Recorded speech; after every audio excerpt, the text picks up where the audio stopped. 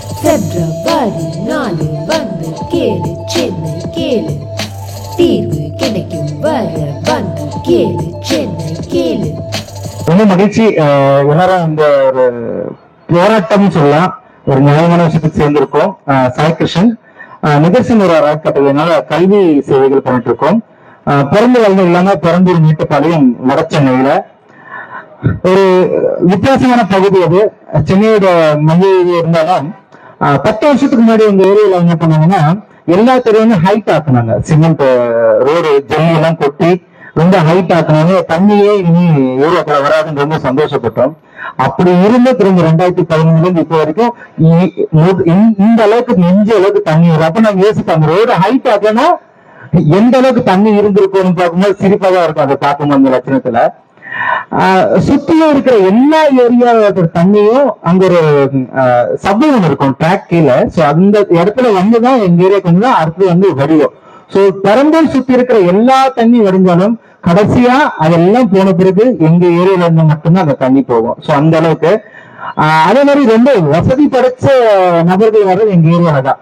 ரொம்ப பணக்காரங்க வருஷம் புது பாய், புது கட்லு, புது பாத்திரங்கள், புது ட்ரெஸ். வருஷம் ஒவ்வொரு மழை வெள்ளத்திலயும் எல்லாம் புதுசுதான். ஒன்னுத்துக்கும் பிரயோஜனம் நேற்று குப்பையில போடணும். அந்த அளவுக்கு வசதியானவங்க எங்க நாங்கதான். ரொம்ப சந்தோஷமா வாங்குவோம் தலைவீட்டு அப்படின்னு. மாத்தலாம் முயற்சி பண்ணலாம்னாலும் இல்ல, எங்களை சார்ந்து மட்டுமே அந்த பிரச்சனை இல்லாதனால சுத்தி இருக்கிற எனக்கு நல்லா தெரியும். நாங்க விநாயகரை வந்து பூஜை பண்ணிட்டு வாக்கபிள் டிஸ்டன்ஸ்ல போயிட்டு குளத்துல கரைப்போம். இப்ப அந்த குளம் ஃபுல்லா 4 மாடி 5 மாடி விஐபி ஏரியா. கண்ணுக்கு எதிர்க்க நான் பிறந்து வந்து நான் பார்த்திருக்கேன் ஒரு 20 வருஷத்துல. சோ இன்னைக்கு அந்த நீர்நிலைகள் எல்லாமே வந்து நம்ம சொல்லலாம் அரசியல்வாதி பிளாட் போட கொடுத்தாங்க அவங்க போட்டது. பட் நம்ம மக்களும் சரி சுயநலத்தினால தெரிஞ்சு அந்த தப்பு பண்ணிட்டு இருக்கோம். ஆனா இது நீர்நிலைகள் வாங்கக்கூட அந்த ஒரு உறுதிமொழியை நம்ம எடுக்க வேண்டியதா இருக்கு. அதே மாதிரி சில விஷயங்கள் என்ன நடக்குதுன்னா ரோடு வந்து இன்னைக்கு அகலங்களை குறைச்சிட்டே இருக்கும். சோ அதுவே வந்து மழை நீரோடு வடிகிறதுக்கு வந்து ஒரு பெரிய சவாலா இருக்கு. முடிந்த அளவுக்கு சொசைட்டி மேல அக்கறை வச்சுட்டு இனிமே நீர்நிலைகள்ல நிலங்களை வீடுகளை வாங்க மாட்டோம் அந்த உறுதி எல்லாரும் எடுக்கணும். தன்னுடைய நிலத்துக்கு தாண்டி ஒரு அடி கூட அந்த ரோடை வந்து ஆக்கிரமிப்பு பண்ணாம இருந்தாலே ரொம்ப பெரிய உதவி. நீங்க அங்க கட்டிடங்கள் கட்டும் போது நீங்க சேஃபா இருக்கீங்க. ஆனா அந்த நீர்நிலைகளை போக வேண்டிய தண்ணி எல்லாம் வந்து எங்களோட வீட்டுக்குள்ள வந்துருது. சோ இங்க எல்லாரும் அதுல பாதிக்கப்பட்ட குழந்தைங்க தான். சோ ஒவ்வொரு வீட்லயும் இந்த குழந்தை முழுகிடும், அந்த அளவுக்கு தண்ணி இருக்கும். சோ போட்டிருக்க ட்ரெஸ் எல்லாம் புது ட்ரெஸ் தான். ஏன்னா மழையில வந்து எல்லாம் எந்த ட்ரெஸ்ஸும் தெரியுது. சாப்பிட்ற தண்ணி அந்த மண்ணு எல்லாம் ஊர்ன பிறகு அந்த தண்ணி திரும்ப யூஸ் பண்ண முடியாது. சோ அந்த அளவுக்கான பிரச்சனைகள் இருக்கு. சோ உண்மையாவே கேளு சென்னை கேளு நிகழ்ச்சி மூலமா அரப்பூர் ஐயா ஜாகிரையா அண்ட் தேவரங்க முயற்சி மூலமா இந்த ஒரு விஷயத்த இந்த ஒரு மேடையில பதிவு பண்ணதுக்கு ரொம்ப சந்தோஷப்படுறேன். மக்களின் சார்பாகவும் பகுதி மக்கள் சார்பாகவும் இந்த ஒரு வாய்ப்புக்கு நன்றி கூறி விடைபெறுகிறேன். வாழ்க வளமுடன். எல்லாருக்குமே வணக்கம். நாங்க வந்து வட சென்னையிலிருந்து வந்திருக்கக்கூடிய இளைஞர்களுக்கு ஒரு சாதாரண இளைஞருக்கு வியாசை தோழர் என்றது என்னுடைய பேரு. நாங்க வட சென்னையுடைய தவறான பிம்பத்தை எதிர்மறையான பிம்பத்தை கல்வியின் மூலமா நேர்முறையா மாற்றணும்னு வேலை செய்கிற ஒரு சின்ன குழு வியாசர்படையில இருந்து. நான் பெரிய அளவுக்கு சூழலியல் சம்பந்தமா என்விரான்மெண்ட் சம்பந்தமா எனக்கு அவ்வளவு அறிவு கிடையாது. எங்களுக்கு அதை பத்தி பேசுறதுக்கு அரப்பூர் இயக்க தோழர்கள் இருக்காங்க. சென்னை கிளைமேட் ஆக்ஷன் குரூப் நம்ம சிசிஐ தோழர்கள் நிறைய பேர் இருக்கிறாங்க, அவங்க பேசுவாங்க. நான் ஒரு வட சென்னையில இந்த சூழல் பிரச்சனையினால பாதிக்கப்பட்ட ஒரு சராசரி சாமானிய மனிதனுடைய ஆதங்கத்தை வெளிப்படுத்தக்கூடிய ஒரு நபரை தான் நான் நினைக்கிறேன். என்னுடைய ஆதங்கம் இந்த பிள்ளைங்களை பத்தினதுதான். இங்க இருக்கிற பிள்ளைங்க ஒரு நெக்ஸ்ட் ஜெனரேஷனுடைய ரெப்ரஸன்டேட்டிவ்ஸா நீங்க பார்க்கணும்னு நான் நினைக்கிறேன். சரிங்களா? இவங்களுக்கு நாம் என்னத்தை விட்டுட்டு போக போறோம் அப்படின்றதுக்காக பேசக்கூடிய ஒரு சின்ன ஆதங்கத்தை பதிவு பண்றதை நான் வந்துதான் நினைக்கிறேன். இவங்க எல்லாருமே எங்களுடைய டாக்டர் அம்பேத்கர் பகுத்தறிவு பாடசாலையுடைய tuition election committee students committee members, chairmans vice chairman அவங்க எல்லாருமே அவங்க இங்க நிக்கிறாங்க. கேளு சென்னை கேளு, இதில் நான் சில கேள்விகளை கேட்கறதுதான் நாங்க வந்திருக்கோம். சம்பவங்கள் 2 நான் சொல்லி அதுல வந்து நான் கேட்கிறேன். நாங்க வியாசை தோழல் சார்பா வடச்சென்னையில வெள்ளம் வந்தது, புயல்ல ராத்திரி பகலா அங்க நாங்க வேலை செஞ்சோம், நிறைய பணிகளை செஞ்சோம். அதுல எங்களுடைய டியூஷன் சென்டர் வார் கேம்பா மாத்தி மக்களை கொண்டு வந்து தங்க வச்சு சாப்பாடு கொடுக்கறது, மத்த எல்லாருக்குமே போயிட்டு வீட்டுல சாப்பாடு கொடுக்கறதுக்கு, பால் பாக்கெட் கொடுக்குறது, அது எல்லாருமே செஞ்சாங்க. நாங்களும் அதுல ஒரு பர்சன்டேஜ் செஞ்சோம். அப்ப ஒரு வீட்டுல தாமோதர நகர் வியாசரப்படையில ஒரு இடத்துல ஒரு சின்ன வீட்டுல 2 உயிர் மட்டும்தான் அந்த வீட்டுல. ஒண்ணு அம்மா, இன்னொன்னு ஒரு பொண்ணு. அந்த பொண்ணுக்கே கிட்டத்தட்ட அந்த அம்மாவுடைய பொண்ணுக்கே கிட்டத்தட்ட ஒரு 40 வயசு இருக்கும், கல்யாணம் ஆகலைங்க. இவ்வளவு தண்ணி, வீடு முழுக்க தண்ணி, ஹாஸ்பிட்டல் போக முடியல, உடம்பு முடியாத வயசான அம்மா அவங்க. அந்த பொண்ணுனாலே கூட்டிட்டு போக முடியாது, ஏன்னா 40 வயசு, தனி பெண்மணி. அந்த அம்மாவால அந்த அம்மாவை கூட்டு போக முடியல, பார்க்க முடியல. 2 நாள் 3 நாள் தண்ணியிலேயே மிதந்து செத்து போயிட்டாங்க. நாங்க கேள்விப்பட்ட வியாசத்தோடு உள்ள போயிட்டு அவங்க தூக்குறது கூட ஆள் கிடையாது, நாதி கிடையாது. 10க்கு 10 ரூம் அது. அதுல போயிட்டு பார்த்தோம்னாக்கா அந்த அம்மா சேர்ல உட்கார்ந்தபடி மழை வெள்ளத்திலேயே அப்படியே இறந்து கிடக்குறாங்க. அந்த அம்மாவை அடக்கம் பண்றது கூட அந்த அவங்களுடைய பொண்ணுனால முடியல. வெறும் மாலையை மட்டும் வாங்கிட்டு வந்து அப்படியே சேர்ல உட்கார வச்சு மாலை போட்டு அந்த இறுதி அஞ்சலி செலுத்தி அந்த உடலை தூக்கிட்டு போயிட்டு நாங்க ஆம்புலன்ஸ்ல கொடுத்து அடக்கத்துக்கு உதவி பண்ணோம். அந்த அம்மாவின் மரணத்திற்கு யார் பொறுப்பேற்பார்கள் என்ற கேள்வியை நாங்க இந்த நேரத்தில் முன்வைக்கிறோம் எல்லாரும் முன்னாடியுமே. 2வது சம்பவம், எனக்கு ரொம்ப நெருக்கமான ஒரு தோழர். அவர் நல்ல ஒரு எம்ப்ளாய்மெண்ட்ல இருக்காரு, அவங்க ஒய்ஃபும் நல்ல இன்டெலெக்சுவல். 2 பேருக்குமே ஒரு குழந்தை பிறகுது, ஒரு கை குழந்தை. அந்த குழந்தை பிறந்த சந்தோஷத்தை அவங்களால செலிப்ரேட் பண்ணவே முடியல. அவங்களுக்கு இந்த உலகத்தை பத்தின ஒரு பயம் இருக்குது. இந்த குழந்தைய இந்த உலகத்தோடைய சூழல்ல, இந்த என்வாரன்மெண்ட்ல எப்படி விட்டுட்டு போறோம்? ஒருவேளை இந்த குழந்தை பிறந்துடாமலே இருந்துக்கலாமா, இல்ல இந்த குழந்தைய நாம இறக்கும் போது இறக்க செஞ்சிடலாமா அப்படின்னு சொல்லி அவர் பதிவு பண்றாரு. அந்த தகப்பனுடைய பயத்துக்கும் அந்த தாயினுடைய பயத்துக்கும் அந்த குழந்தையினுடைய எதிர்காலம் நல்லபடியான சூழல் இருக்கின்ற நம்பிக்கை கொடுக்கறதுக்கும் யார் பொறுப்பேற்க போகிறாங்க அப்படின்ற ஒரு சாமானிய கேள்வி நான் இந்த நேரத்தில் பதிவு பண்றேங்க. அடுத்தபடியான கேள்விகள் கேலிச்சென்னை கேள்வியில நான் கேட்கிறேன். கடலையும் ஆறையும் ஏரிகளையும் உயிரை விட அதிகமா நேசிக்கக்கூடிய, பெற்ற தாயை போல் நேசிக்கக்கூடிய மீனவர்களை விடவா அதை பாதுகாக்கணுன்ற அக்கறையும் அறிவும் உங்களுக்கு இருந்துட போகுது? விவசாய நிலங்களையும் ஏரிகளையும் உயிரத்தோடு நேசிக்கக்கூடிய விவசாயிகளை விடவா அதை பாதுகாக்கணுன்ற அக்கறையும் அறிவும் உங்களுக்கு இருந்துட போகுது? இந்த மண்ணையும் இந்த மாநகரத்தையும் ரத்தத்தையும் வேலையையும் சிந்தி சிங்காரமா மாத்தின இந்த பூர்வ குடிகளை விடவா இதை மாத்தணும், சிங்காரமா மாத்தணும் சொல்லி பாதுகாக்கணும் சொல்லக்கூடிய அறிவும் அக்கறையும் உங்களுக்கு இருந்துட போகுது? நான் இந்த கேலிச்சென்னை கேள்வியை 2 விதமா நான் பாக்குறேங்க. நீங்க கேட்கணும் முதல்ல அப்படின்னு நான் நினைக்கிறேன். யாருன்னா சென்னையுடைய அரசு அதிகாரிகளையும் அரசியல்வாதிகளையும். கேலிச்சென்னை கேள்வி ஒரு சிங்கிளான ஒரு இதுதான் நான் பார்க்கல. நாம் அரசு அதிகாரிகளையும் அரசியல்வாதிகளையும் பத்தின கேலிச்சென்னை கேள்வின்னு கேட்கிறோம். அதே போல அவங்க கேட்கணும் நம்மள. என்ன கேட்கணும்னாக்கா, இந்த ஒவ்வொரு பிரச்சனையையும் அணுகிறதுக்கு வெறும் புத்தக அறிவு போதாது, அது சம்பந்தமான பாரம்பரிய அறிவும் அக்கறையும் தேவை. அது தேவைன்னா அந்த மண்ணனுடைய பூர்வ குறிகளை நீங்க கேட்கணுன்ற கேள்வி நான் நேரத்தில் முன்வைக்கிறேன். அப்படின்னாக்கா, வியாசரப்பாயில குப்பன்மேடுன்னு ஒண்ணு இருக்கு. அந்த குப்பன்மேடு தான் வளர்ச்சலையில வெள்ளம் வந்ததுக்கு மிக முக்கியமான காரணம். அதுக்காக போராடக்கூடிய எங்களை நீங்க கேளுங்க, எங்களுடைய ஆலோசனைகளை கேளுங்க. எண்ணூர் மக்கள் 40 நாளுக்கு மேல போராடிட்டு இருக்காங்க. அந்த மக்கள் அந்த கேஸ் லீக்கேஜ்காக போராடிட்டு இருக்காங்க. அங்க போயிட்டு அவங்ககிட்ட என்ன பிரச்சனை, என்ன பண்ணலான்னு போய் கேளுங்க. அப்ப கேலிச்சென்னை கேளுன்றது அரசியல் அதிகாரிகளும் அரசியல்வாதிகளும் நாம கேட்பது மட்டும் இல்ல, அவங்களும் அதை தீர்க்கிறதுக்கு நம்மளே கேட்கணும் அப்படின்றத இந்த நேரத்துல பதிவு பண்ணி விரும்புறோம். இதுக்கு காம்ப்ரமைஸ் பண்ணாதீங்க, இல்ல பேசிங் பண்ணாதீங்க, பேச்சப் பண்ணாதீங்க. அதுக்கு ஒரு தீர்வை கொடுங்கன்னு நான் சொல்றோம். கூரை மேல தண்ணி ஓடிக்கிட்டே இருக்கு, நீங்க பக்கெட்டை மாத்திக்கிட்டே இருக்கீங்க. பட்ஜெட் மாற்ற தீர்வு கிடையாது, அந்த ஓட்டை அதிகம் தான் தீர்வு. அந்த ஓட்டையை அடைங்க அப்படின்னு சொல்லி நேரத்தில் நான் முன்வைக்கிறேங்க. அதே போல நான் உங்கள்கிட்ட கேட்கறது வந்து இதை செய்யுங்க அப்படின்றது இல்ல, முதல்ல இதை செய்யாதீங்க, தயவு செய்து இதை செய்யாதீங்கன்னு நான் கேட்கிறோம். மாநகராட்சி, சிங்கார சென்னை, பப்ளிக் வெல்ஃபேர், என்வரான்மெண்டல் வெல்ஃபேர்னு சொல்லிட்டு எதையும் செய்யாதீங்க, அதை பார்த்துக்கிறது பாதுகாக்கிறது எங்களுக்கு தெரியும் அப்படின்னு நான் முன்வைக்க விரும்பணும். தீர்வுகள் வந்து முன்னுரிங்க. கேள்விகள் தான் மாற்றத்திற்கான அடிப்படை. கேட்கறது ரொம்ப முக்கியம். அதுலயும் ஒன்றிணைந்து கேட்கறதுன்றது ரொம்ப முக்கியம். அப்படி கேட்டா கண்டிப்பா மாற்றம் வரும். அந்த மாற்றம், அந்த தீர்வு வரும், வந்தே ஆகணும். அந்த தீர்வுகளாக உழைக்கக்கூடிய அறப்போர் இயக்கத்தோடையும் இங்க இருக்கக்கூடிய ஒவ்வொரு நபர்களையும் வியாசர் தேவையாக, வியாசர் பழைய வளர்ச்சியை சேர்ந்த ஒரு சின்ன இளைஞர் குழுவாக எங்க பிராணிக்கு என்ன பண்ணாங்களோ உங்க கூட சப்போர்ட் பண்ணுவோம். Thank you so much.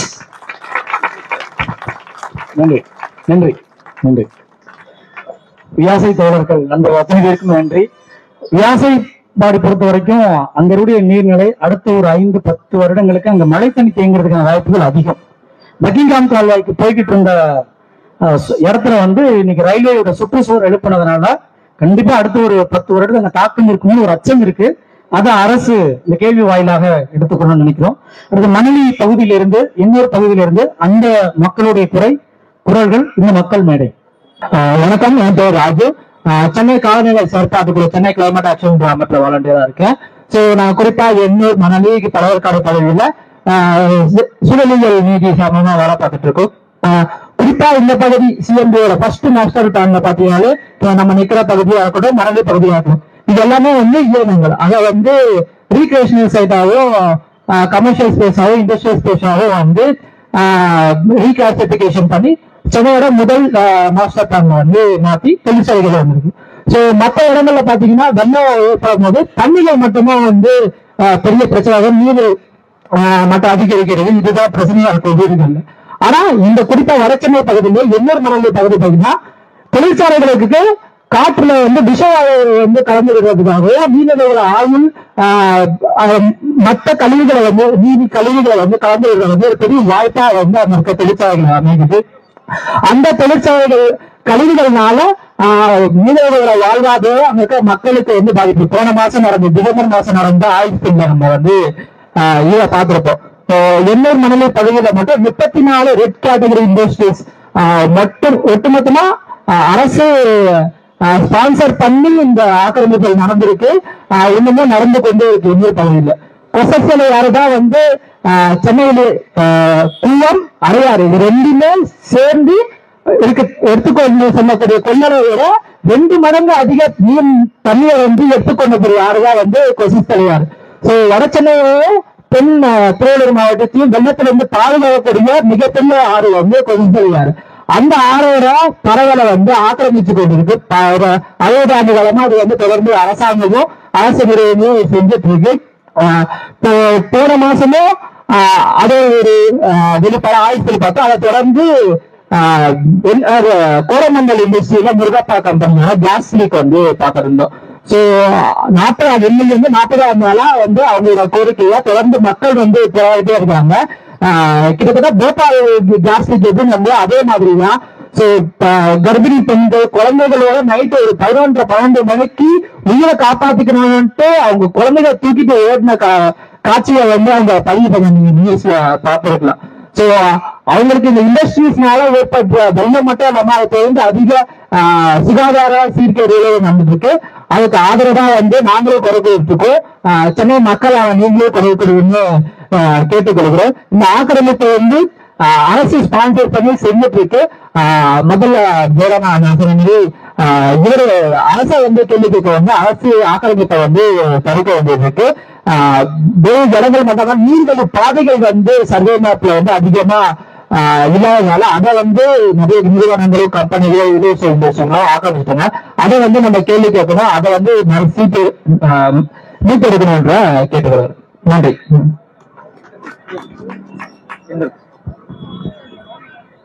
அனைவருக்கும் மாலை நேர வாழ்த்துக்கள். இங்க வந்திருக்கிற நம்ம சகோதரர்கள் வந்து பாத்தீங்கன்னா மகளிர் எண்ணூர் பகுதியை சேர்ந்தவங்க. இப்ப நான் இருக்கிற பகுதி அரசினுடைய மணலி எண்ணூர் பகுதியிலிருந்து 1வது மாமன்ற தொக்குட்பட்ட எண்ணூர் கத்திவாக்க பகுதியிலிருந்து வந்திருக்கேன். என்னுடைய பேர் பாஜக மதார். நான் ஒரு 45 ஆண்டுகளா பெரிய வாழ்க்கையில சமூக வேலை செஞ்சுட்டு இருக்கோம். இது என்னன்னு பாத்தீங்கன்னா, எண்ணூர் பகுதியில வந்துட்டு தாமரை குளம்னு ஒண்ணு இருக்கு, அரசு மேல்நிலைப்பள்ளி இருக்கு. அந்த அரசு மேல்நிலைப்பள்ளியில இருக்கக்கூடிய தாமரை குளம் இது. இந்த தாமரை குளம் வந்து 9 புள்ளி அதிக அளவு கொண்டு ஏக்கரா 1980 நாங்க படிக்கிற காலத்துல இருந்தது. இந்த குளம் இப்போது இந்த அளவுக்கு ஆகிப்போச்சு.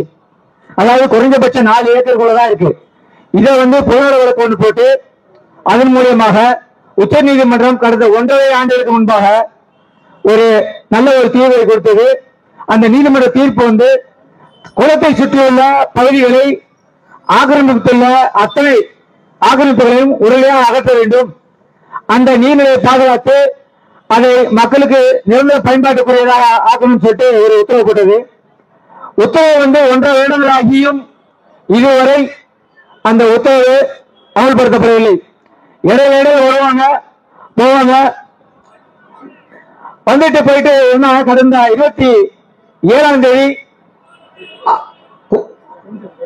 கோர்ட் வந்து ஒரு விஷயத்தை என்ன சொல்லுதுன்னா, நீங்க 1.5 வருஷம் ஆச்சு, இது வரைக்கும் நீங்க வந்து அந்த நீர்நிலையை பாதுகாக்கல, உடனே நீங்க இந்த 1 வார அவகாசம் தரோம், அதுக்குள்ள நீங்க அதை சரி பண்ணா உங்களுடைய பணி இடைநீக்கம் சஸ்பெண்ட் செய்யணும்னு சொன்ன பிறகு ஒரு பெரும் படையோட காவல்துறை படையோட வந்து ரெவன்யூ டிபார்ட்மெண்ட் வந்து எல்லாரும் வந்து அதை அகற்றன்னு சொல்லும் போது அங்க இருக்கக்கூடிய ஆக்கிரமிப்பாளர்கள் அல்லது அந்த பகுதியில அந்த நிலத்துல வீடு கட்டி இருக்கவங்க வந்து கொலை கொடுக்குறாங்க. இது எப்படி நாங்க காலப்பழமை 3 தலைமுறையா இருக்கோம் 2 தலைமுறையா சொல்லி பேசும்போது அங்க உள்ள நிலைகளை அறிந்து சும்மா அங்க இருந்த ஓடுகளையும் பழைய இடிந்த வீடுகளை இடித்து விட்டு போயிட்டாங்க. இது ஒரு பக்கம். அந்த நீர்நிலைகள் வந்து என்ன சொன்னீங்கன்னா, குறிப்பிட வேண்டிய விஷயம் கொஞ்சம் 2 நிமிடம் நான் தவிர்த்துக்கிறேன். ஏன்னா அதனால அடுத்து என்ன சொன்னாங்க இல்லையா, இதே ஒரு விஷயம். எண்ணூர் பகுதி வந்து குறிப்பா வந்து நீர்நிலைகள் வந்து முக்கியமா போச்சு. அதனால இந்த பிரச்சனைகளை வந்து நீங்க கவனிச்சிருக்கணும். இந்த நச்சு புகை வெளியேற்றத்தினால 41வது நாள் இன்னைக்கு நான் தொடர்ந்து போராடிட்டு 33 கிராமம் சேர்ந்து, இது வந்து சென்னையில யாருக்குமே தெரியல. அது ரொம்ப வருத்தமா இருக்கு. உயிர் பயத்தை நாங்க சந்திச்சிட்டு இருக்கோம். இதை வந்து நீங்க சொல்லணும். மண்ணின் மக்கள் பேசணும், அதுக்கு யாரும் இல்ல, அவர் தெளிவா பேசினாரு என்ன. அதனால இந்த நிறுவனங்களா கொஞ்சம் பேச விடுங்க, கருத்துக்களை பதிவு பண்ணுங்க. இதை வந்து அறப்பொரு இயக்கத்துக்கும் மட்டுமல்ல அனைத்து தோழர்களும் மிக மனமார்ந்த நன்றியை தெரிவித்துக் கொண்டு எண்ணூர் பொதுமக்கள் என்றும் உங்களுக்கு உறுதுணையாக அனைத்து கலவர்களும் உறுதியாக தெரிவிக்க கூடிய விட நன்றி நன்றி நன்றி. அனைவருக்கும் வணக்கம். நாங்க மணலி பகுதியில் இருந்து வந்திருக்கேன். என் பேர் கமலக்கண்ணன், மற்ற நண்பர்களும் வந்திருக்கிறாங்க. ஒவ்வொரு தடையும் வந்து வெள்ளத்தால வந்து அதிகமா பாதிக்கப்படுது பாத்தீங்கன்னா மணலி ஏரியா தான். ஏன்னா எல்லா தண்ணியும் பாத்தீங்கன்னா மணலி வழியா சடையப்பூர் பெருமாநகர் வழியா தான் வந்து கடந்து போக வேண்டியது இருக்கு. இப்ப அதுல வந்து ஆக்கிரமிப்பாளர் அதிகமாகிட்டதுனால தண்ணி வந்து அதை கடந்து போக முடியாத காரணத்தினால பொதுமக்கள் இருக்கக்கூடிய இடத்துல வந்து முழுவதுமா வந்துருந்தாங்க. இப்ப நம்ம சர்வே நம்பர் 250 போய் ஆய்வு பண்ணி பார்க்கும்போது அந்த நீர்வழி பாதையில கொஞ்சம் கூட இடமே கிடையாது. எல்லாமே பிரைவேட் கம்பெனிஸ் வந்து ஆக்கிரமிச்சு வச்சிருக்காங்க. அது வந்து அரசாங்க அதிகாரிகள் வந்து எந்த நடவடிக்கை எடுக்க மாட்டேன்றாங்க. ஒரு வாட்டி வந்து இந்த வெள்ளம் வரும்போது அரசாங்க அதிகாரி வந்து உணவு பட்டலம் கொடுக்கதான் வராங்களே தவிர இதுக்கு என்ன தீர்வு காணும், எதனால வந்து இந்த பகுதியில தண்ணி வருது அதுக்கான எந்த முயற்சி எடுக்கிறதே கிடையாது. நாங்க ஒவ்வொருத்தரையும் அரசாங்க அதிகாரி சொல்றோம், மீடியாஸ் வருது, மீடியாஸ் வந்து அன்னைக்கு ஒரு நாள் நியூஸுக்காக மட்டும்தான் சடையப்பூர் பெருமாநகர் பயன்படுத்துறமே தவிர அதுக்கடுத்து அவங்க தீர்வோடு அவங்களும் வந்து எது பத்தி சொல்றதே கிடையாது. ஏன்னா ஒரு நாள் மழை வருது வெள்ளம் வருது, எங்க டிசம்பர் மாசத்தை பார்த்தாலே அங்க இருக்கிற மக்களுக்கு பயம் மட்டும் தான் வருது. இந்த வாட்டி என்ன பொருள் சேதாரம் ஏற்படுமோ, என்ன உயிரிழப்பு ஏற்படுமோ. ஏன்னா கடந்த வெள்ளம் வரும்போது ஒருத்தர் இறந்து போயிட்டாரு, அவர் எரிக்க கூட ஒரு சின்ன ஒரு ஆறுக்கார இடம் கூட கிடையாது. ஒரு மணல் திட்டுல வச்சுதான் எரிக்கக்கூடிய சூழ்நிலை ஏற்பட்டு இருக்குது. அதான் எந்த அரசாங்கத்துக்கும் தெரியாது இப்ப வரைக்கும். அந்த அளவுக்கு பாதிப்பு உட்பட்டு இருக்கும். அது மட்டும் இல்லாம வந்து நீர்வழி பாதைகள் வந்து தூம்புகள் இருக்கும். ஒரு சாலை 8 தூம்புகள் இருக்கு. அந்த 8 தூம்புகளே மறைச்சு பிரைவேட் கம்பெனி செவரு போட்டதால அந்த தூம்ப கடந்து தண்ணி போகாம அதுவும் ஊருக்குள்ளதான் வந்துருது. இப்ப வந்து நான் சடையப்பூர் பெருமாநகர் மக்களோட பாதிப்பை மட்டும் பேசல, அதை சுத்தி பின்னாடி சுத்தி மத்த ஏரியாவே பாதிக்கப்படுறாங்க. அந்த ஏரியாவுக்கு தண்ணி போயிருது, அங்கேயே தண்ணி தேங்கி நிக்குது. அதுவும் எந்த அரசாங்க அதிகாரிகள் வந்து பாக்குறது கிடையாது. பிடபிள்யூ டிபார்ட்மெண்ட்ல ஒரு ஏங்குதா அரசாங்க அதிகாரிகள் அங்க வந்து கண்காணிக்கிறாங்களோ அதுவும் எங்களுக்கு எதுவுமே எங்களுக்கு தெரியவே தெரியாது. அதெல்லாம் வந்து 140 ஏக்கர்ல வந்து ஏரி இருக்குது, சடையப்பூர் ஏரின்ட்டு. அது உள்ளேயே பட்டா போட்டு வச்சிருக்காங்க. அது யாரு பட்டா அனுமதி வழங்குறாங்க? அரசாங்கத்தை கேட்டாலும் யாரும் செவி சாய்க்கிறதே கிடையாது. 140 ஏக்கர் ஏரி, மிகப்பெரிய ஏரி இந்த சென்னையிலேயே சொல்ல போனா. அது எந்த பயன்பாடும் இல்லை, ஒரு 0 தான் அதோட பயன்பாட்டு அளவுன்றவங்களுக்கு. அதை பத்தி எந்த கிடையாது. சில குளங்களும் தூர் வராம வச்சிருக்காங்க. இந்த கேலிச்சென்னை கேள்வி மூலம் என்னன்னா, எங்களுக்கு நிரந்தர தீர்வு வேணும். ஒரு வாட்டி நாங்க பாதிப்பு கிடைக்கூடாது, உயிர் அச்சத்திலேயே நாங்க வாழக்கூடாது. பொருள் இழப்பு, பொருளாதார இழப்பு ஏற்பட்டு இருக்குது. சோ அரசாங்க அதிகாரிகள் இந்த கேலிச்சென்னை மூலமா நான் உங்களுக்கு சொல்லிக்கிறோம், எங்களுக்கு நிரந்தர தீர்வு வேணும், தற்காலிக தீர்வு வேணும். நீங்க கொடுக்க உறவு பட்டாலும் எங்களுக்கு வேணாம், தீர்வுகள் மட்டுமே எங்களுக்கு வேணும். எங்களுக்கு நன்றி, வாய்ப்பு கொடுத்தது நன்றி. அறப்போர் இயக்கமும் அம்பத்தூருக்கும் ஒரு தொடர்பு இருக்கு. அதாவது 5 வருஷத்துக்கு முன்னாடி சாக்கடை திருவிழான்னு ஒரு திருவிழா நடத்துனாங்க. அதுல அம்பத்தூருக்கு சாக்கடை இணைப்பே இல்லாம இருந்த இடத்துல ஒருத்தரும் ஒரு அப்ளிகேஷன் கொண்டு போனதான் வாங்கக்கூடிய ஒரு நிலையில 700 அப்ளிகேஷன் ஒன்னா வாங்க சொல்லி அவரு ரெக்கமெண்ட் பண்ணி போயிட்டு எல்லா இடத்துக்கும் 1 பைசா கூட கொடுக்காம எல்லாருக்கும் கழிவுநீர் இணைப்பு வாங்கி கொடுத்திருக்காங்க. அதோட அம்பத்தூர்ல எவ்வளவு நீர்நிலைகள் இருக்கு என்று கணக்கெடுத்து கொடுத்திருக்காங்க. அம்பத்தூர்ல 30 நீர்நிலைகள் இருக்கு. 30 நீர்நிலைகள்ல 6-7 நீர்நிலைகள் தான் இது வரைக்கும் மீட்டு எடுத்திருக்காங்க. அதனால அம்பத்தூர் ஒரு பெரிய புண்ணியம் ஒரு அறப்போர் இயக்கம் அம்பத்தூருக்கு நிறைய பண்ணிட்டே தான் இருக்காங்க திரும்ப திரும்ப. இப்ப ஒரே ஒரு வேண்டுகோள், அம்பத்தூர் வரைபடத்துல இல்லை. அதாவது ஒரு பட்டா வாகனம்னா தமிழ்நாடு என்ன சார், தமிழ்நாடு.gov.in என்ற ஒரு இணையதளத்துல போனா அம்பத்தூர் வரைபடம் கிடையாது. இது ஏன் கிடையாதுன்னா, இந்த 30 நீர்நிலையம் இன்னும் ஆட்டோ போடல. இந்த 30 நீர்நிலையம் ஆட்டோ போட்ட பிறகுதான் இது அதுல வரும். அதனால அந்த வரைபடத்துல அதாவது அம்பத்தூர் இடம்பெறணும். இதுதான் உங்களுடைய கோரிக்கை. எங்களுக்கு நிறைய பிரச்சனை இருந்தாலும் நீங்க அறப்போர் இயக்கம் அம்பத்தூருக்குன்னு ஒரு தனி ஒரு மீட்டிங் போட்டு கேளு, அம்பத்தூர் கேளு. ஏன்னா அம்பத்தூர் கேட்க மாட்டேங்கிறாங்க, அலட்சியப்படுத்தப்பட்ட அம்பத்தூர் ஊர். அதனால நீங்க அம்பத்தூருக்கு கேளு, அம்பத்தூர் கேளு என்ற ஒரு மீட்டிங் நடத்தணும் என்று கேட்டு அவருக்கு நண்பரிடம் கொடுக்கிறது. வணக்கம்.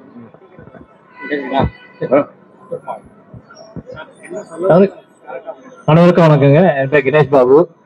அம்பத்தூர் இல்ல, கொரட்டூர் ரெண்டுமே சேர்ந்ததுதான் அந்த ஏரியா. பட் அம்பத்தூர்ல இருந்து வர கழிவுகள்லாம் பாத்தீங்கன்னா கொரட்டூர்ல வருது. இது பசுமை தீர்வகம் ரொம்ப நாளா அது கொடுத்தும் அந்த ஒன்னும் தீர்வு அடையல. அது அப்படியேதான் இருக்கு. அவங்களும் கொரட்டூர்லயும் போராடிட்டு தான் இருக்காங்க, ஒன்னும் தீர்வு ஆகல. ஆனா அந்த தண்ணீர் எல்லாம் போனோம் அப்படின்னா மழை நீர் எல்லாம் சுத்திகரிப்பு பண்ணி தான் அனுப்பணும். ஏன்னா எல்லா கழிவு நீரும் அம்பத்தூருக்கு தான் வரும். அந்த ஒரு இதுக்காக தான் நம்ம இது பண்ணிட்டு இருக்கோம். இந்த ஆண்டு பாத்தீங்கன்னா அம்பத்தூர் இண்டஸ்ட்ரி எஸ்டேட்ல பாத்தீங்கன்னா 10 கோடி ரூபாய்க்கு மேல நஷ்டம் ஆச்சுன்னு சொல்லிட்டு கவர்மெண்டே சொல்லியிருக்காங்க. எல்லா இண்டஸ்ட்ரியும் போயிடுச்சு. இந்த மாதிரி நிலைமை இருக்கும்போது இதை சீரமைக்கணும் அப்படின்னா அம்பத்தூர் எடுத்துட்டு போயிட்டு சுத்திகரிப்பு பண்ணி கொரட்டூர் ஏரியில விடணும். அந்த கொரட்டூர் ஏரி விட்டாதான் வெளியே இது போகுமே தவிர கொரட்டூர் ஏரியில கழிவுநீர் போறதை தடுக்கணும். முதல்ல அதுக்கான ஏற்பாடுகளை செய்யணுன்றதுதான் எங்க இப்ப இந்த நேரத்தில் கேட்டுக்கிறோம். நன்றி, வணக்கம். ஆவடி பருத்திப்பட்டி ஏரியில இருந்து வரக்கூடிய தண்ணி ஐயப்பாக்கம் ஏரிக்கு வருது. ஐயப்பாக்கம் ஏரியில இருந்து அம்பத்தூர் ஏரி, அம்பத்தூர் ஏரியில இருந்து கொரட்டூர் ஏரி, கொரட்டூர்ல இருந்து ரெட் ஏரி. இதெல்லாமே செயின் லேக். சோ ஒரு தொடர் சங்கிலி ஏரின்னு சொல்லுவாங்க. சோ நம்ம ஆவடியில இருந்து உருவாக்கக்கூடிய அந்த கழிவுநீர் என்ன ஆகுதுன்னா ஐயப்பாக்கம் வருது. அப்புறம் ஐயப்பாக்கம் சுற்றி உள்ள பகுதியுடைய கழிவுநீர் ஐயப்பாக்கம் பிளஸ் அம்பத்தூருக்கு வருது. இது அப்படியே தொடர்ந்து என்ன ஆகுதுன்னா அம்பத்தூர் ஏரியில இருந்து வரக்கூடிய அல்லது அம்பத்தூர் தாண்டி இருக்கக்கூடிய பகுதிகள், அம்பத்தூர் எஸ்டேட், பட்டவாக்கம் பகுதியுடைய கழிவுநீர்லாம் கொரட்டூர் ஏரிக்கு வருது. கொரட்டூர் ஏரியில என்ஜிடில என்ன ஆர்டர் கொடுத்திருக்காங்கன்னா, நீங்க கழிவுநீரை உள்ள விடக்கூடாது அப்படிங்கிற ஒரு ஆர்டர் கொடுத்திருக்காங்க. சோ அதனால என்ன செய்யறாங்கன்னா, அதோடைய மதக நம்ம என்ட்ரன்ஸ் பாயிண்ட்ஸை மூடிடுறாங்க. சோ அந்த அம்பத்தூர் சிட்கோ கேனால், அதுதான் அவருடைய போக்கு கால்வாய். அந்த கேனால் என்ன ஆகுது அப்படின்னா வருஷம் ஃபுல்லா கழிவுநீர் நிக்குது. சோ மழை பெஞ்சு பெரிய லெவல்ல தண்ணி வந்தா என்ன செய்யறாங்க அப்படின்னா, உடனே எல்லா பக்கம் பட்டவாக்கத்துல இருந்து அம்பத்தூர் எஸ்டேட் இருந்து எல்லா பக்கமும் ஃபிளட் ஆகும். ஃபிளட் ஆனவொடனே என்ன செய்வாங்கன்னா, கவர்மெண்ட் வேற வழி இல்ல, கடைசி நேரத்துல ஒன்றும் பண்ண முடியாதுன்னு சொல்லி போட்டு அம்பத்தூர் ஏரி ஓபன் பண்ணி விட்டுருவோம். சாரி, கொரட்டூர் ஏரி ஓபன் பண்ணி விட்டுருவோம். அப்ப எல்லா கழிவுநீரும் என்னன்னா உள்ள போக ஆரம்பிச்சிடும். அந்த உள்ள போற வரைக்கும் என்ன ஆகும் அப்படின்னா, அதுக்கு மேலுள்ள எல்லா பகுதியும் ஃபிளட்டா இருக்கும். இந்த வருஷம் ஒரு வாரத்துக்கு மேல கடுமையான ஃபிளட்டிங். அது மட்டும் கிடையாது, அந்த தண்ணி என்ன செய்யறாங்கன்னா லூகாஸ் டிஎஸ் கால்வாயில திறந்து விடுறாங்க. சோ அதுலயும் என்ன ஆகுது அப்படின்னா, அதை சுத்தி உள்ள பகுதியெல்லாம் ஃபிளட் ஆகிட்டே இருக்கு. சோ இந்த இதுல கொரட்டூர் ஏரிக்கு முன்னாடி ஒரு எஸ்டிபி வச்சு வருஷம் ஃபுல்லா வரக்கூடிய கழிவுநீரை சுத்திகரிச்சு அந்த தண்ணியை விடணும். அப்படிங்கிற மாதிரி அவரோட கோரிக்கைகள்லாம் வச்சு எல்லா விதமான இதோட என்னென்ன பிரச்சனை இருக்கு, அது மாதிரி அம்பத்தூர் சிக்கலுடைய சுருங்கி இருக்கிற பிரச்சனைகள் எல்லாத்தையும் நம்ம ரிப்போர்ட்ல கொண்டு வந்திருக்கோம். ஸோ நிச்சயமா வந்து தொடர்ந்து ப்ரெஷர் பண்ணி அதை நம்ம நடைமுறைப்படுத்தி ஐயப்பாக்கம், அம்பத்தூர், கொரட்டூர், ரெட்டேரி எல்லா ஏரிகளையும் மீட்கிறதுக்கான வேலையை தொடர்ந்து செய்வோம். ஐயா சொன்ன மாதிரி அம்பத்தூர் கேளு சென்னை கேளுங்கிறத தாராளமா நடத்துறதுக்கு நம்ம தயாரா இருக்கோம். அம்பத்தூருக்கு மட்டும் கிடையாது, எல்லா சென்னையுடைய பகுதியில் எங்கெல்லாம் பாதிக்கப்பட்டிருக்கோ அந்தந்த பகுதியில் தனியாகவே கேலி சென்னை கேளுக்கு நடத்துறதுக்கு நாங்க தயாரா இருக்கிறோம். மக்களாகிய நீங்கள் முன்னேறி வாங்க. நன்றி. அனைவருக்கும் வணக்கம். என் பேர் கோபிநாத், சென்னை மதுவாரில் இருக்கேன். ஸோ நான் எந்த ஏரியா பார்த்தீங்கன்னா புயல் ஏரிக்கு பக்கத்துல வந்துட்டு புயல் ஒன்று மிலாங்காடு பக்கம் பஞ்சாயத்து சிறுங்காவூர் பெருங்காவூர். ஸோ இந்த ஏரி பார்த்தீங்கன்னா கிட்டத்தட்ட ஒரு 100 ஏக்கர் பரப்பளவு ஏரி, 100 ஆண்டுகள் பழமையான ஏரி. ஆக்சுவலா வந்துட்டு இது கடந்த 2019 இருந்து லெடின்ஸ் பக்கத்துல இருக்கு. ஆக்சுவலா வந்துட்டு 2019 இருந்து மனு கொடுத்து நம்ம அம்பத்தூர் நீர்நிலை பாதுகாப்பு சார்பாக வந்து மனு கொடுத்துருக்கோம். அதுக்கு எந்த ஆக்ஷனும் ஏரி எடுக்கல. ஆக்சுவலா வந்துட்டு இந்த நான் பதிவு பண்றோம், அந்த ஏரியை மீட்டு கொடுக்கணும். ஆச்சா நான் கொடுத்த குளிச்ச ஏரி அந்த இடத்துல போய் பாக்குற ஏரியை காணுன்றதுனால அந்த இதுல மனையில பல மனுக்கள்லாம் கொடுத்து அவரை தாக்கப்பட்டிருந்தாலும் மீண்டும் முயற்சி இருக்க இந்த இடத்துல வந்து பதிவு பண்றேன், அந்த ஏரியை மீட்டு கொடுக்க. இந்த இடத்துல இந்த தனித்துறைய முதலமைச்சர் ஐயாக்களை விரும்பி கேட்டுக்கிறேன். ஏரிகளை அழிக்காதீங்க, குளங்களை பாதுகாருங்க. உங்கள் வளத்தை பெருக்கணும்னா முதல் நீர்நிலைகளை பாதுகாத்தாதான் விவசாயத்தை எடுக்கணும். அதுல இருந்து இந்த கருத்துல அதை பதிவு பண்ற முயற்சி நிர்வாகி. அனைவருக்கும் வணக்கம். அறப்போர் இயக்கத்தில் நீர்நிலையை பாதுகாக்கிறது எங்களுக்கு மிக சந்தோஷமாக இருக்கிறது. நாங்கள் செங்கல்பட்டு மாவட்டம் காயரம்பேடு கிராமத்தில் நாங்கள் குடியிருந்து வரோம்.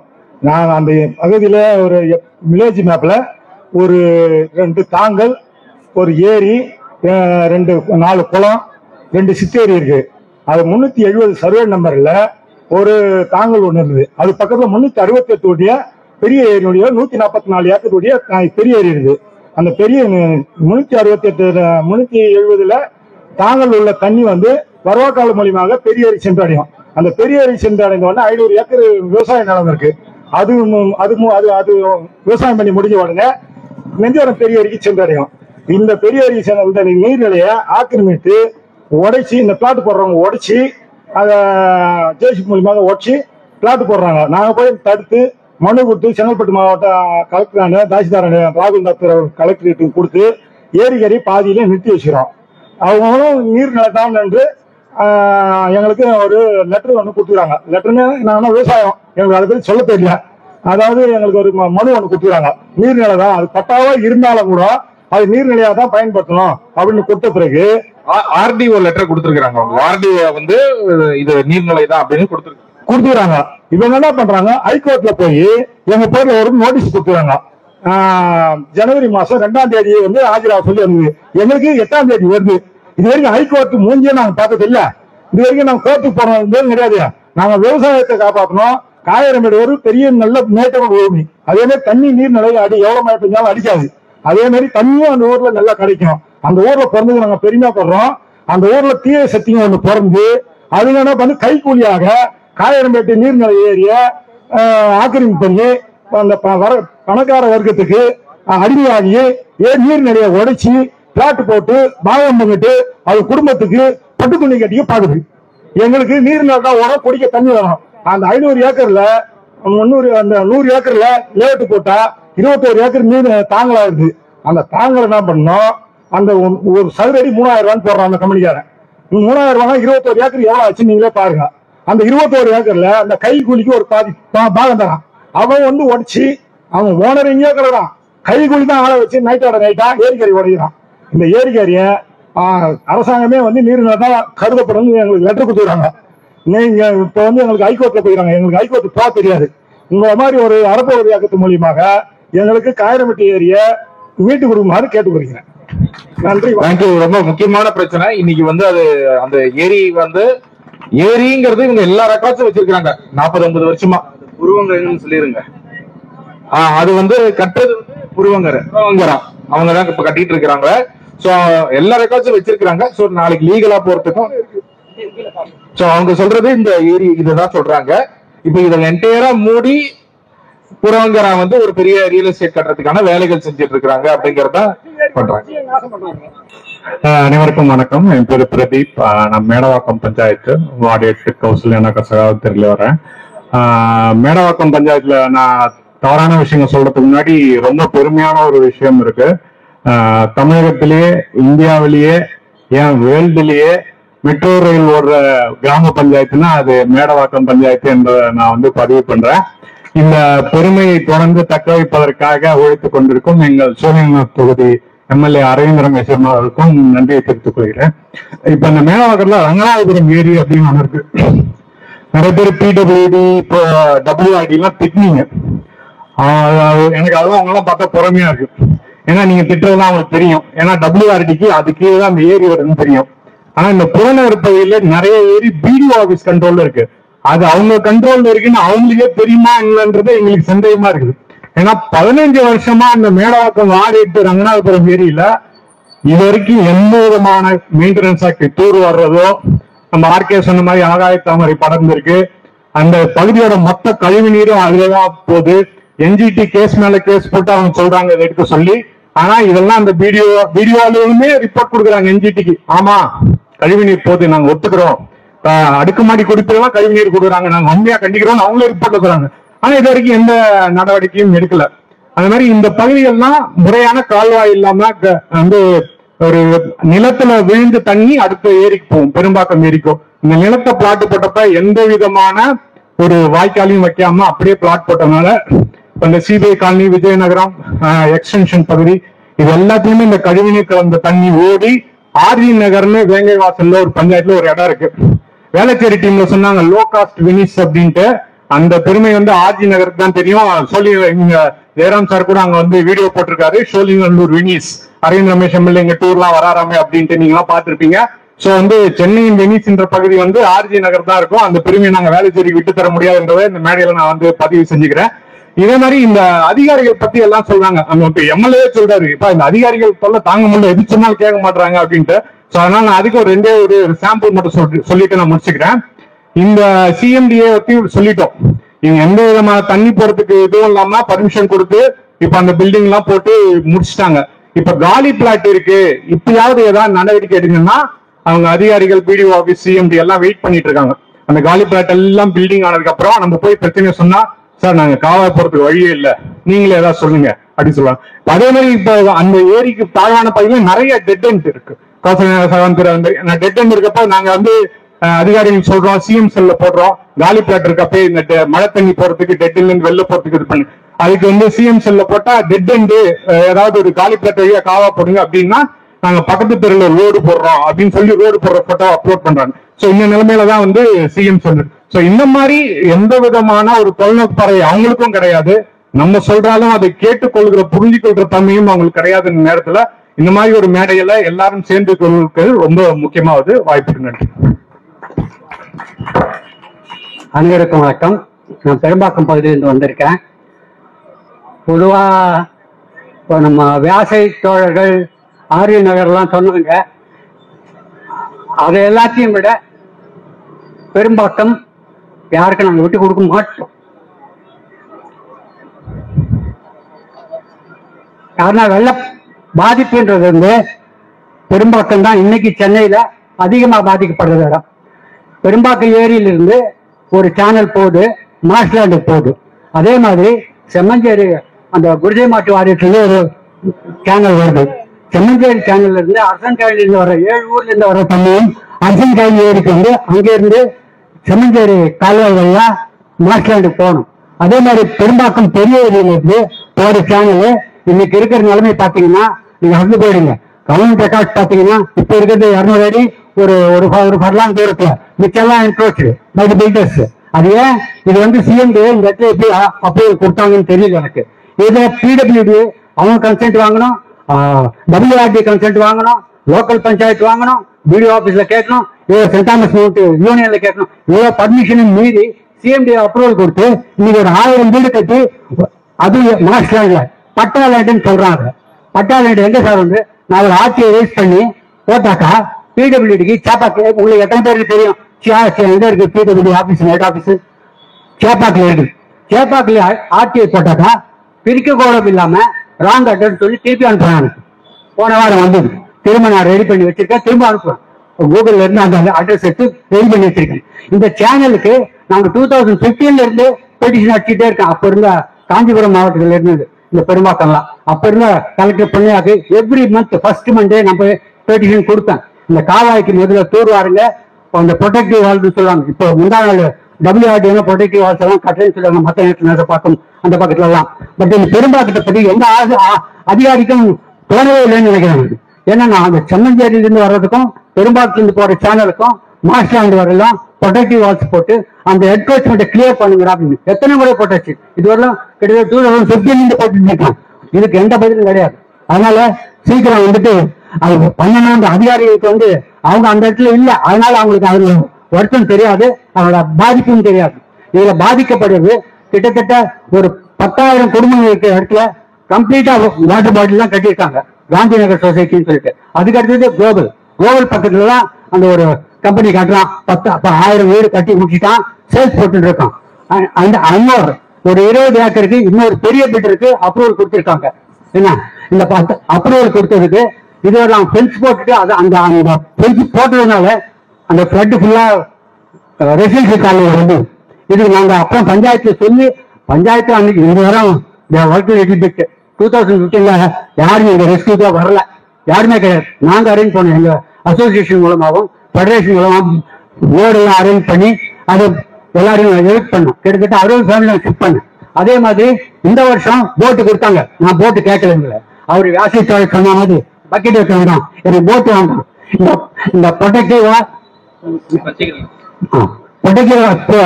பாதுகாப்பு அரணை கட்டி தண்ணி ஸ்டாண்ட் பண்ணி அந்த மார்க்ல இருந்து கொண்டு போங்க. சிஎம்ஏக்கு லெட்டர் கொடுத்துருக்கேன், ஸ்டாப் பண்ணுங்க, பப்ளிக் கன்ஸ்ட்ரக்ஷன் கொடுக்காதீங்க, அப்ரூவல் கொடுக்காதீங்க, கொடுத்த கன்ஸ்ட்ரக்ஷனை ஸ்டாப் பண்ணுங்க. அந்த ரெக்கார்ட் பிட் இந்த ரெண்டும் கிளியர் பண்ற வரலாம், எதுவும் பண்ணாதீங்கன்னு சொல்லியிருக்கேன். லெட்டர் கொடுத்துருக்கேன். இல்லைன்னா நாங்க லீகலா போவோம் சொல்லி சிஎம்ஏக்கு லெட்டர் கொடுத்துருக்கேன். பார்க்கலாம் என்ன பண்றாங்க. எல்லா டிபார்ட்மெண்ட்டும் WRD, PWD அண்ட் எல்லாரும் கலெக்டருக்கு எல்லாருக்கும் பெட்டிஷன் கொடுத்துருக்கேன், எல்லாருக்கும் RTI போட்டிருக்கேன். எப்படி நான் 2010ல இருந்து மாஸ்லாண்டோட ஏரியா எவ்வளவு எத்தனை சர்வே நம்பர் இருக்காங்க, எத்தனை பேர் பட்டாளம் எவ்வளவு கேட்டிருக்கேன். பார்க்கலாம். இது மட்டும் இந்த பக்கெட் சொன்ன கதை மாதிரி எங்களுக்கு போட்டு கொடுக்க வேண்டாம். ஒவ்வொரு நவம்பர் டிசம்பர் 15ல இருந்து ராத்திரி தூங்குறது நாங்க எந்த நேரத்துல தண்ணி வரும் தெரியாது. நாங்க நிக்கிறோங்க, என் கழுத்து வரலாம் தண்ணி. இந்த வருஷம் கூட எங்க வீட்டுல 3 அடி தண்ணி, என் வீடு ரோட்ல இருந்து 5 அடி உயரம், அதுல 3 அடி தண்ணி வருதுனாக்கா இவங்க என்ன பண்றாங்க, அதிகாரிகள் என்ன பண்றாங்க?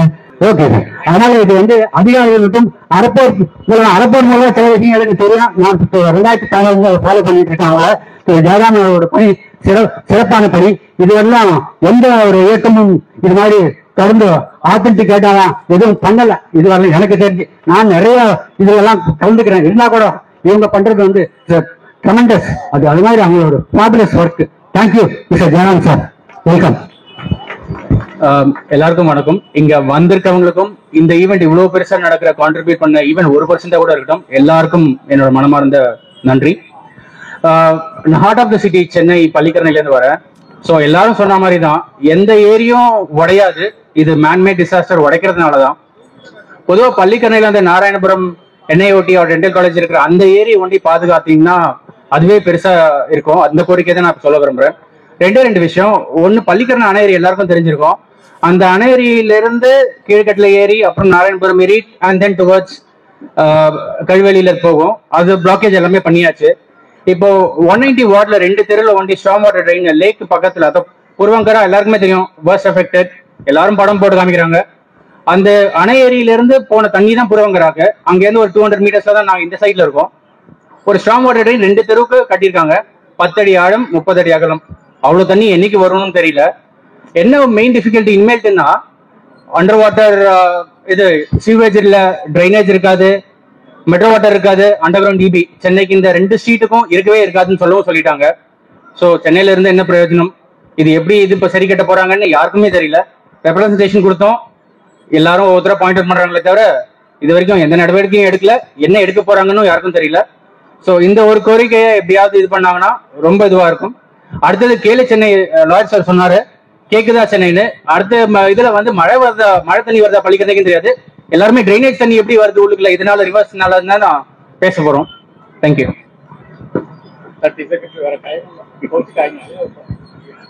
30 செகண்ட்ஸ் தான் டைம் சொல்லியிருக்காரு. பெரும்பாக்கம் பத்தி நம்ம பேசணும்னா 30 மணி நேரத்துக்கு மேல தேவைப்படும். ஏன்னா அவ்வளவு பிரச்சனைகளை சந்திக்கக்கூடிய மக்கள் அங்க வாழ்ந்துட்டு இருக்காங்க. கண்ணகி நகர்ல இருந்து குழந்தைங்க வந்துட்டு இருந்தாங்க. ஒரு மழை 2 வருஷத்துக்கு முன்னாடி ஒரு மழை பெஞ்சுது. 30 செகண்ட்ஸ் மேல ஆகும். 2 வருஷத்துக்கு முன்னாடி ஒரு மழை பெஞ்சுது. எல்லாருக்கும் ஞாபகம் இருக்கும், டி நகர்ல தண்ணி நின்றுச்சுன்னு சொல்லி எல்லாரும் பிளாஷ் பண்ணிட்டு இருந்தாங்க. அப்போ எடப்பாடி வந்து சரியா பண்ணல அப்படின்னு சொல்லிட்டு ஆட்சி பொறுப்பேற்ற உடனே அந்த வருஷம் பெஞ்ச மழை சென்னையில பெருசா வெள்ளம் கிடையாது. ஆனா பெரும்பாக்கத்துல 1 வாரம் தண்ணி நின்றுச்சு. 1 வாரம் தண்ணி அப்படின்றது வந்து நீங்க நினைக்கிற மாதிரி முட்டி அளவு இடுப்பளவு எல்லாம் இல்ல, கழுத்தளவு இருந்துச்சு. செம்மஞ்சேரியிலும் பெரும்பாக்கத்திலும் கழுத்தளவு தண்ணி 1 வாரம் இருந்துச்சு. கடைசியில சிஎம் போனாரு. அப்போ புது சிஎம் போயிட்டு அங்க பார்த்தாங்க, ஏன் இந்த பெரும்பாக்கத்துல இவ்வளவு மக்களை அடைக்கணும், என்ன காரணம் சொன்னாங்க.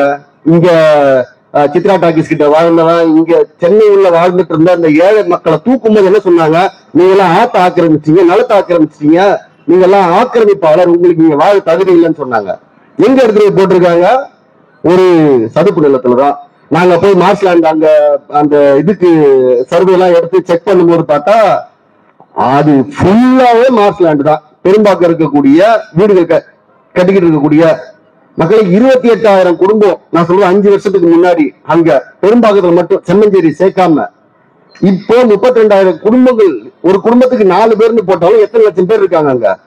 ஒரு வழி, ஒரு பயணிகள் நிழல் கூட கிடையாது, ஒரே ஒரு பள்ளிக்கூடம், ஒரே ஒரு காலேஜ். ஒரு கிராமத்துல 100 குடும்பம் இருந்தா ஒரு கிராமம், லட்சக்கணக்கில் மக்கள் இருக்காங்க. எவனும் அதை பாக்குறது கிடையாது, இது பண்றது கிடையாது. இன்னும் மக்கள் டம்ப் பண்ணிக்கிட்டே இருக்கீங்க. ஆக்கிரமிப்பு ஆக்கிரமிப்பு இங்க எல்லாம் தூக்குறீங்க, தூக்கிட்டு மறுபடியும் அரசாங்கம் ஆக்கிரமிச்சா தப்பு இல்லையா? அரசாங்கம் ஒரு ஏரியா மூடி பஸ் ஸ்டாப் கட்டிட்டு அது சரியாயிடுமா? ஒரு குளம், ஒரு ஏரி, ஒரு ஆறு அப்படின்றது அந்த மீன்கள், புழு, பூச்சி, அதோடைய உலகம். நம்ம உலகம் இருக்குல்ல, அது மாதிரி அதோட உலகம் தானே. அதை எப்படி நீங்க அழிக்கலாம்? யார் உனக்கு அந்த உரிமையை கொடுத்தது? நான் போய் ரெண்டு ஒரு மண்ணை கொட்டி ஒரு வீட்டை கட்டி கடனை உடனே வாங்கி கட்டினா ஆக்கிரமிப்பு அசால்ட்டா 2 செகண்ட்ல வச்சுட்டு போற, சரியா? ஆனா கோயம்பேடுல பல 100 கோடி நீ போட்டு பஸ் ஸ்டாப்ப கட்டி இல்ல இதுதானா, இது அடிச்சிருன்னு சொல்லி 30 கிலோமீட்டருக்கு அந்த பக்கம் கட்டுற. அங்க இந்த பிரைவேட் பஸ் நிக்கிற இடம் வந்து ஒரு ஏரி ஆக்கிரமிச்சு போட்டிருக்கின்ற, அது ஆக்கிரமிப்பு இல்லையா? மக்கள் பண்றது அரசாங்கம் வந்து தடுக்குதுன்னு வச்சுக்கீங்களா? அரசாங்கம் பண்ற ஆக்கிரமிப்பை யார் தடுக்கிறது? கேளு சென்னை கேளு வைங்க, கேட்டுச்சா சென்னை வச்சு, உங்களுக்கு கேக்குதா இல்லையான்னு கூட வைங்க. என்ன வச்சாலும் அரசாங்கம் 2 காதையும் பொத்திக்கிட்டு உங்களுக்கு வந்து ஒரு திட்டம் வருது அப்படின்னா முதல்ல அரசாங்கம் கை வைக்கிற இடம் ஏரி, குளம், ஆறு, இதுதான். இப்படி ஆக்கிரமிச்சு அந்த மக்கள் போய் அங்க கொட்டி கொட்டி கொட்டி கொட்டி அந்த 7 நாள் அந்த ஜனங்க படுற அவஸ்தை இருக்குல்ல. தினக்கூலிகள் அவங்க எல்லாமே டெய்லி வேலைக்கு போனாதான் சோறு அவங்களுக்கு. 7 நாள் அவன் வேலைக்கு போகாம இருந்தானா, 7 நாள் அவன் வேலைக்கு போகாம இருந்தானா அவனுக்கு இந்த அரசாங்கம் என்ன கொடுக்கும்? 5,000 கொடுக்குமா? 2,000? அது போதும். அதான் 6,000 கொடுத்தா முடிஞ்சு போச்சு. அந்த தண்ணியில உடம்பு சரியில்லாம இருந்து போக முடியாம இறக்குறாங்களே, அந்த சாவெல்லாம் யார் கணக்குல வரும்? இப்ப அந்த குழந்தை சொல்லிச்சுல்ல, படிக்க முடியாம ஃபெயில் ஆகி போறானே, அதெல்லாம் யார் கணக்குல வரும்? இப்படி அரசாங்கம் செய்யற தவிர நம்ம தொடர்ந்து தட்டி கேட்கணும். அது அறப்போர் இயக்கம் சிறப்பாக செஞ்சுட்டு இருக்கு. அறப்போர் இயக்கம் நிறைய இது சர்வே எல்லாம் எடுத்துருந்தீங்க, அதையெல்லாம் இப்போ ரிலீஸ் பண்ணி பண்றீங்களா என்ன ஏதுன்னு தெரியல. அது பண்ணீங்கன்னா கொஞ்சம் நல்லா இருக்கும். தேங்க்ஸ். ஹலோ, அனைவருக்கும் வணக்கம். அறப்போர் இயக்கத்துக்கு நன்றி. சரி, நாங்கள் வந்து பெரும்பாக்கம் குளோபல் ஹாஸ்பிட்டல் ரோடு அந்த ஏரியால இருந்து வரேன். உங்களுக்கே தெரியும், வக்கீலையா கூட சொன்னாரு, பில்டர் வந்து ஸ்டில்ட் வரைக்கும் இருந்தா தண்ணி தேங்காது, அது வரைக்கும் சேவ் பண்ணலான்ட்டு. எங்க ஏரியா வந்து ஸ்டில்ட்டுக்கு கீழே வந்து பேஸ்மெண்ட் இருந்தது. அது ஒரு 17 ஏக்கர். உண்மையான வெனிஸ் எங்க ஏரியா தான். ஏன் பாத்தீங்கன்னா 17 ஏக்கர் பேஸ்மெண்ட்ல தண்ணி ஃபுல்லா இருந்து கிட்டத்தட்ட 1.5 வாரம் வந்து அப்புறம் மீடியா அவங்க கிட்ட எல்லாம் சொன்ன அப்புறம் தான் அரசு இயந்திரம் உதவி பண்ணி எடுத்தாங்க, தண்ணியை வந்து ஃபுல்லா எடுத்தாங்க. அந்த அளவுக்கு பாதிக்கப்பட்டோம். தெரியாதனமா நாங்க வீடு வாங்கிட்டோம், சுத்தி ஸ்கூலு ஹாஸ்பிட்டலு அதை சொல்லி வந்து எங்களுக்கு வீடு வித்துட்டாங்க.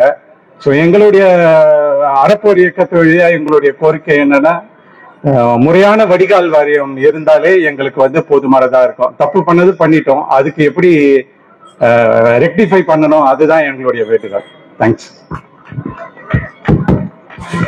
என் பேர் கிங்ஸ்லி. நான் விருதுபாக்கம் ஏரியால இருந்து வரேன், சின்ன நகர்ல இருக்கிறேன். எங்க ஏரியாலும் இப்ப ஒரு சொன்ன மாதிரி அந்த ஏரியெல்லாம் போச்சு, கால்வாயெல்லாம் போச்சு. இப்போ வந்து ஒரே கோரிக்கைன்னா, அந்த கால்வாயை வந்து இப்ப கூட பாத்தீங்கன்னா ஒரு 25% வந்து கழிவுநீர் தான் போயிட்டு இருக்கு. அந்த கால்வாயை கழிவுநீரை சுத்தப்படுத்தினா அட்லீஸ்ட் வந்து வெள்ள பாதிப்புகள் போகிற வரையில குறையும். பெரிய இது பண்றதுன்னா அந்த அவ்வளவு வர தண்ணியே எங்கேருந்து வருதுன்னு தெரியாத ஒரு இடத்த ஆலப்பாக்கத்துல இருந்து இருக்கிறதுக்கு ஒரு மாற்று கால்வாயை வந்து ஏரியால அமைச்சு கொடுக்கணும். மற்றபடி அந்த இது திருப்பி போய் அந்த ஏரியெல்லாம் மீட்க, விருதுமாக்கம் ஏரி குளத்தெல்லாம் மீட்க முடியுமான்னு எனக்கு தெரியல.